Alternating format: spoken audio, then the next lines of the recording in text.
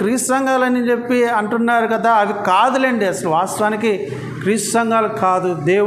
దేవుణ్ణి దేవుడిగా ఒప్పుకొనని యొక్క సంఘము అది ఏది కూడా క్రీస్తు సంఘము కాదు. పేరు పెట్టుకున్నంత మాత్రాన అది క్రీస్తు సంఘము కాదు. క్రీస్తు సంఘం అంటే క్రీస్తే సర్వాధికారిగా, క్రీస్తే దేవుడుగా, క్రీస్తే రక్షకుడుగా, క్రీస్తే విమోచకుడుగా, క్రీస్తే A to Z గా ఉన్నటువంటి సంఘము క్రీస్తు సంఘం. ఎందుకనంటే అది నేను చెప్పట్లేదు, బైబిల్ గ్రంథం తెలియజేస్తుంది. ఇక్కడ ప్రభువు వచ్చుచున్నాడు అనే దగ్గర ఫుట్ నోట్ ఉంది. ఆ ఫుట్ నోట్లో మరణ్ అత అనేటువంటి మూల భాష రాయబడింది. దాని అర్థము భూత భవిష్యత్ వర్తమాన కాలాల గురించి చెప్తున్నాడు. వచ్చి ఉన్నాడు, వచ్చుచున్నాడు, వచ్చును. భూత భవిష్యత్ వర్తమాన కాలంలో నివసించువాడు ఆయన.